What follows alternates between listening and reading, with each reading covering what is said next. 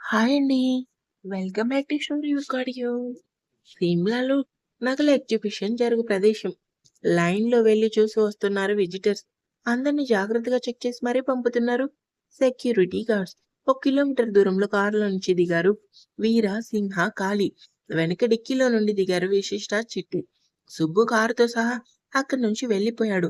వీర, కాళీ వెళ్లి క్యూలో నిలబడి అందరితో పాటు నార్మల్‌గా చూస్తున్నారు. విశిష్ట, చిట్టి ఇటు వెళ్దాం రా అంటూ కొంచెం దూరంగా ఉన్న చెట్టు వెనక్కి తీసుకెళ్ళింది. చిట్టి ఏంటో మేడం, హాయిగా తినేసి బబ్బుంటే అంటే ఇలా తీసుకొచ్చారు. ఎందుకంటే వెళ్ళాక చెప్తా అన్నారు. ఇప్పుడు చెప్పండి, ఎందుకు మా ఫ్యాన్ తోకల్ని ఫాలో అయ్యాము? అన్నాడు నిద్రమత్తులో. విశిష్ట, చూడు చిట్టి, వీళ్ళు చేయబోయేది ఎంత తప్పో తెలుసా? గవర్నమెంట్ ప్రాపర్టీ అది. అలాంటిది వీళ్ళు ఏకంగా కొట్టేసి క్యాష్ చేసుకోవటం. నో వే, అలా జరగకూడదు.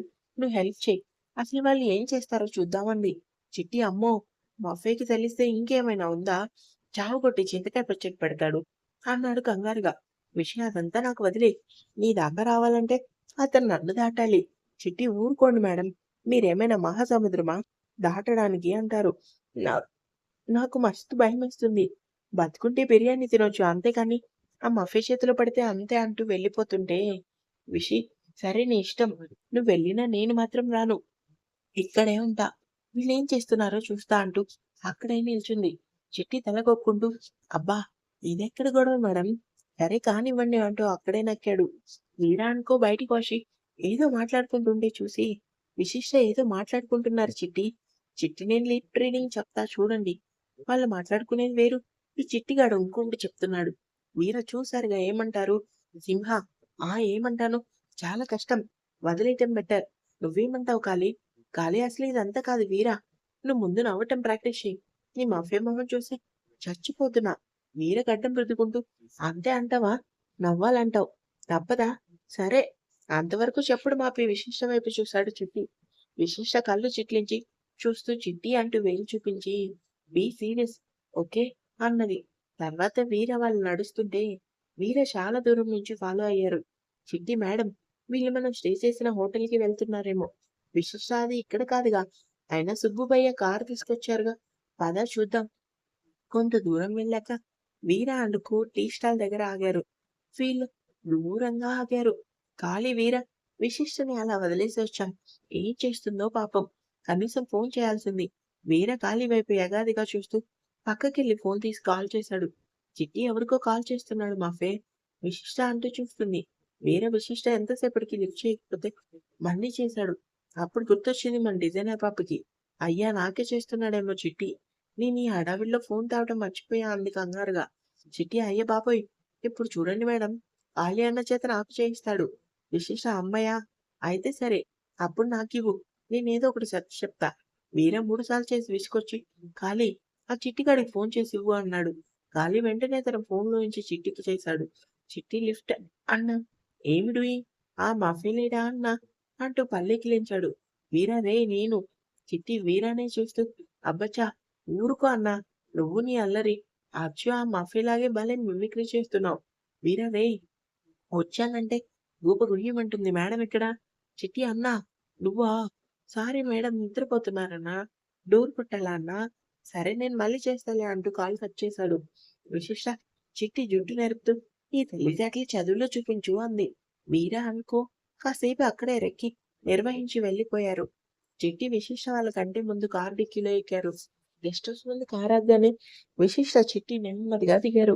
ఖాళీ, వీరా, నేను వెళ్ళి ఆ పనిలో ఉంటామంటూ కారు ఎక్కగానే కారు వెళ్ళిపోయింది. వెనక డోర్ లాక్ చేసుకొని రావటం, అటు నుంచి లాక్ తీసి కామ్గా లోపలికెళ్లారు చిట్టి, విశిష్ట. కాలింగ్ బెల్ మోగుతుంటే చిట్టి వెళ్లి తలుపు తీశాడు. వీరా, రే, వెళ్ళి నా రూమ్ క్లీన్ చేయనగానే చిట్టి వెళ్ళిపోయాడు. విశిష్ట కిచెన్లో వంట చేయడానికి సన్నాహాలు మొదలుపెట్టింది. వీర తన దగ్గరికెళ్ళాడు. జాన్, ఎన్నిసార్లు కాల్ చేసినా లిఫ్ట్ చేయవేంటి? విశిష్ట తన వైపు చూస్తూ, నిద్రపోతున్నా అంటూ కళ్ళార్పింది. వీర, ఏయ్, ఏంటి అలా చూస్తున్నావు? అవును, నువ్వెందుకు మాట్లాడితే గరిటె పట్టుకుంటావు? చిట్టిగాడు ఏం చేస్తున్నాడు? విశిష్ట, నిజం చెప్పండి. నేను చేస్తే నచ్చుతుందా? లేక చిట్టినా అంటూ చీర కొంగు తీసి ముందుకు దూపింది. అంతే. డాన్ బాబు చూపు డిజైనర్ పాప నడుంపై నిలిచింది. విశిష్ట వీర వైపు చూసింది. సార్, చూపు తిప్పకుండా నడుంనే చూస్తున్నాడు. విశిష్ట, అయ్య బాబోయ్! అనవసరంగా ఈయన గారి ముందొచ్చా అనుకుంటూ అటువైపు తిరిగింది.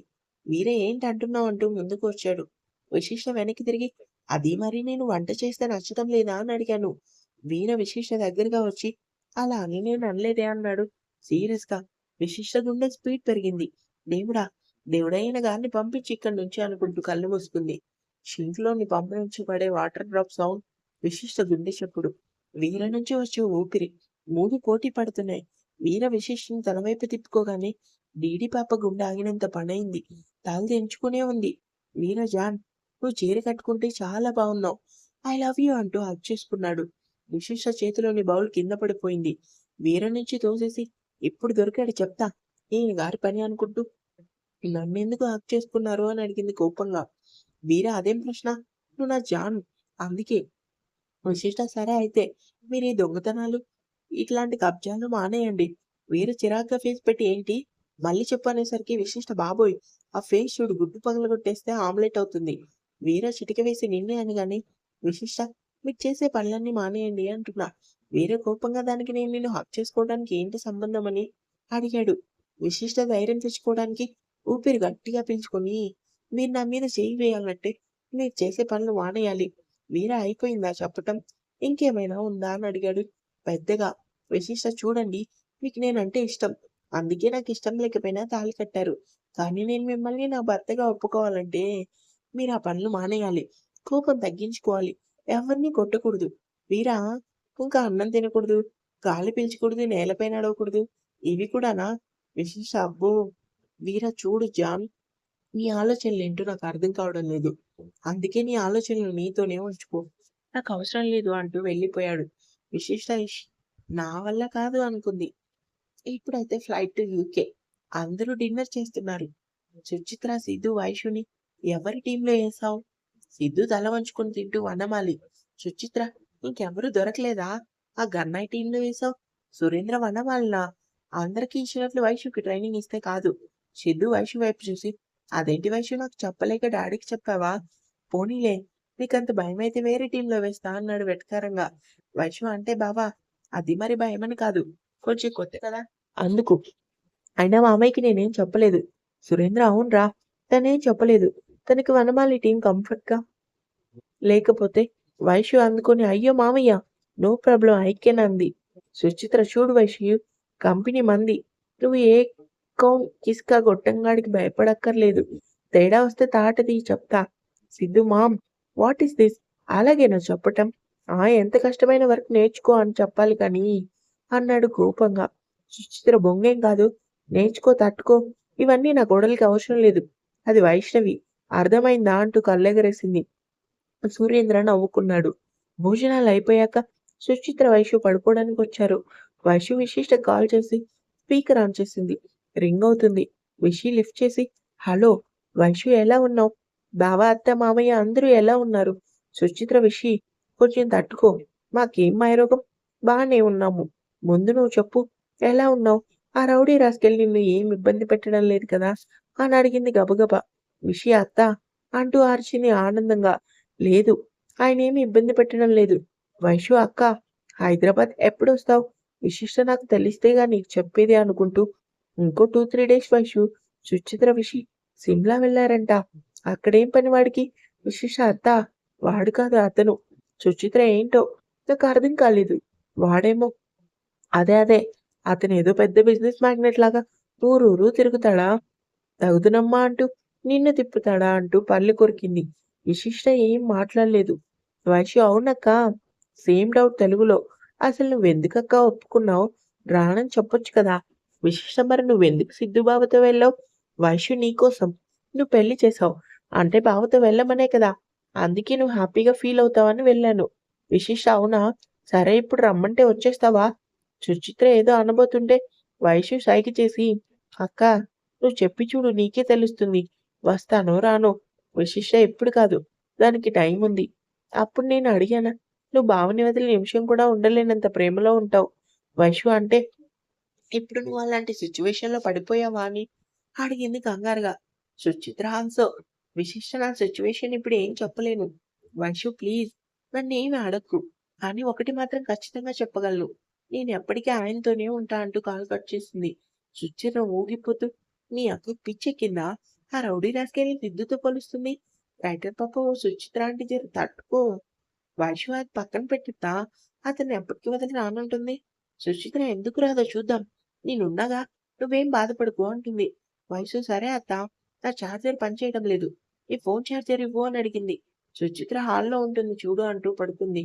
వైషు హాల్లోకి చూస్తే ఆ పిన్ తన ఫోన్‌కి సరిపోలేదు. షట్!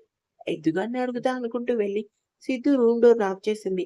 సిద్ధు తీసి ఏంటి అన్నాడు చిరాగ్గా. వైషు బావా నీ ఫోన్ ఛార్జర్ ఇవ్వవా అని అడిగింది నార్మల్‌గా. సిద్ధు ఓ చూపు చూసి ఏ నీదేమైంది? వైషు అది వర్క్ చేయడం లేదు బావా. సిద్ధు నేనివ్వను. కావాలంటే నువ్వే వచ్చి నా రూమ్‌లో పెట్టుకో అనగానే వైషు లోపలికెళ్ళి ఛార్జర్ పెట్టుకొని కామ్‌గా సిద్ధుతో పాటు టీవీ చూస్తూ కూర్చుంది. ఇంగ్లీష్ మూవీ చూస్తున్నాడు సిద్ధు బావ. 10 నిమిషాల తర్వాత లిప్ లాక్ సీన్ వచ్చింది. అంతే వైషుకి ఇబ్బందిగా అనిపించి పైకి లేచింది. సిద్ధు హలో! అంత వద్దు. ఎక్కడా ఇద్దరు మగవాళ్ళు లిప్ లాక్ చేసుకోరు కానీ కూర్చో అన్నాడు వెటకారంగా. వైషు అయ్యో! ఇక్కడ మగవాళ్ళెవరు బావా అని అడిగింది ఇంకా వెటకారంగా. సిద్ధు ఏంటే తిక్క తిక్కగా ఉందా? వైషు లేకపోతే అలాంటి సీన్ వచ్చినప్పుడు పక్కన ఆడపిల్ల ఉన్నది. ఛానల్ చేంజ్ చేద్దామని లేదు. ఓ ఎగేసుకుంటూ చూసేయడమే. సిద్ధు ఏయ్! ఇది నా ఇల్లు నా రూమ్. నా టీవీ నా ఇష్టం. నీకు ప్రాబ్లమ్ అయితే కళ్ళు మూసుకో. వైషు నేను లేచి వెళ్తుంటే ఎందుకు తుప్పా డైలాగ్ కొట్టావు? సిద్ధుని సిగ్గు. సూట్ అవ్వదని అలా చెప్పా. వైషు అబ్బా! నీ మొహానికి అంత కిస్ చేసేంత సీన్ ఏడ్చిందా? అట్‌లీస్ట్ అమ్మాయికి ప్రపోజ్ చేయడం కూడా చేత కాదు. ఎంతసేపు పండుకోతి మొహం పెట్టుకొని రుసరుసలాడటమే తెలుసు. సిద్ధు బెడ్ మీద నుంచి దిగి ఇప్పుడు ఏమంటావ్? నాకంత సీన్ లేదనా? సరే చూడు. వారం తిరిగేలోపు మీ అక్క కన్నా అందగత్తెని లైన్‌లో పెడతా. సిద్ధు. సిద్ధార్థ్ దేవ్ ఇక్కడ. వైషు మధ్యలో మా అక్క సంగతి దేనికి? సిద్ధు మరి తన వల్లే నా లైఫ్ మొత్తం దొబ్బింది. వైషు బావా! లాస్ట్ అండ్ ఫైనల్‌గా చెప్తున్నా. ఇంకోసారి మా అక్క గురించి మాట్లాడితే మర్యాదకు ఉండదు అంటూ వేలు చూపించింది. సిద్ధు ఏం చేస్తావ్? ఆ! చెప్పు అంటూ ఇంకా అంట రాక్షసి, పిశాచి అంటుంటే వైషికి కోపం పీక్స్‌కెళ్ళింది. వెళ్లి సిద్ధుని ఒక్క తోపు తోసింది. సిద్ధు తన చేయి పట్టుకొని ఉండటం ఇద్దరు కలిసి బెడ్ మీద పడ్డారు. వైషు పెదవులకి సిద్ధు లిప్స్ తగిలాయి. అంతే లిప్స్ అందుకున్నాడు. వైషు కోపంగా నెడుతుంటే వదలకుండా అలాగే ఉన్నాడు. 2 నిమిషాల తర్వాత వదిలాడు. వైషు పైకి లేచి సిద్ధు చెంప చెల్లుమనిపించింది. సిద్ధు బుగ్గ రుద్దుకుంటూ సారీ అంటూ పైకి లేచాడు. వైషు కళ్ళల్లో నీళ్లు తిరిగాయి. ఫోన్ ఛార్జర్‌తో సహా తీసుకొని కిచ్చేసావుగా. కొత్త ఛార్జర్ కొనుక్కొని ఏడు. ఇది నాకే. అడిగావనుకో ఇంకో 2 యాడ్ చేసి నీ మీద అత్తకి చెప్తా అంటూ వెళ్ళిపోయింది. సిద్ధుకి అవేం వినపడ్డం లేదు. వైషుని అలాగే చూస్తూ నిల్చున్నాడు. 2 రోజుల తర్వాత టెర్రస్ మీద వీర అనుకో నగలు ఎలా కొట్టేయాలని స్కెచ్‌లు వేయటం చూసి చిట్టి కిందకొచ్చి విశేషత మేడం దుష్ట చతుష్టయం పైన తిష్ట వేసి ప్లానింగ్ చేశారు. ఈరోజు నైట్‌కి నగలు కొట్టేస్తారంట. విశేషం సరే వాళ్ళు వెళ్ళే టైంకి మనం నిద్రపోతున్నట్టే యాక్ట్ చేయాలి. ఆ తర్వాత వాళ్ళని ఫాలో అయ్యి ఆ నగలన్నీ మనం కొట్టేస్తున్నాం ఓకే. చిట్టి మోసగాళ్ళకి మోసగాడు టైప్‌లో దొంగలకి దొంగలమా మేడం. విశిష్ట చిట్టి అంటూ చెవి మెలిపెట్టింది. వీర వాళ్ళు కామ్‌గా బయటికెళ్ళాక చిట్టి, విశిష్ట బయటకొచ్చారు. చిట్టి అదేంటి మేడం వాళ్ళు కారు తీసుకెళ్ళటం లేదు అని అడిగాడు ఆశ్చర్యంగా. విశిష్ట వాళ్ళేం పెళ్ళికెళ్ళటం లేదు. దొంగతనానికెళ్తున్నారు పద. వీర అనుకో కొంచెం ముందుకెళ్ళి వేరే కారెక్కారు. చిట్టి అయ్యో! వెళ్ళిపోతున్నారు. మనం ఎటు ఫాలో అవ్వలేం కానీ పదండి వెనక్కి అన్నాడు నవ్వుతూ. విశిష్ట మరి అదే అంటూ కారు కీస్ తీసి పద అంటూ గెస్ట్ హౌస్ ముందున్న కారుని స్టార్ట్ చేసింది. చిట్టి మీకు కార్ డ్రైవింగ్ వచ్చా? వచ్చు కాబట్టి కీ తీసా. చిట్టి ఒకవేళ మా అత్తయ్య వాళ్ళు ఈ కారులో వెళ్ళి ఉంటే అప్పుడేం చేసేవాళ్ళు? విశిష్ట చిట్టి నువ్వింకా ఏ లెవెల్ ఎదగాలి అంటూ బ్రెయిన్ చూపించింది. ఇందాకేం చెప్పాను? ఇందులో వెళ్ళరనే కదా! అందుకే అంత కాన్ఫిడెంట్‌గా కీస్ తీసుకొని నా దగ్గర పెట్టుకున్నా అంటూ కార్‌ని రోడ్డెక్కించింది. చిట్టి వాళ్ళు ఈ పాటికి సగం దూరం వెళ్ళుంటారు. మఫే డ్రైవింగ్ అసలే ఆయన స్పీడ్‌కి బ్రేకులుండవు. విశిష్ట వెళ్ళని. నేను మొన్న ఎగ్జిబిషన్ జరిగిన కాలేజీ నుంచి చూసా. తర్వాత నెట్‌లో ఆ ఏరియా సెర్చ్ చేశా. అంటూ ఫోన్‌లో లొకేషన్ ఆన్ చేసింది. చిట్టి ఆయన గారు దొంగతనానికెళ్ళటం ఏంటో, ఈమె గారు ఆయన్ని ఫాలో అవటం ఏంటో, నేను మధ్యలో గొర్రె మేక అవటం ఏంటో అనుకుంటూ కళ్ళు మూసుకున్నాడు.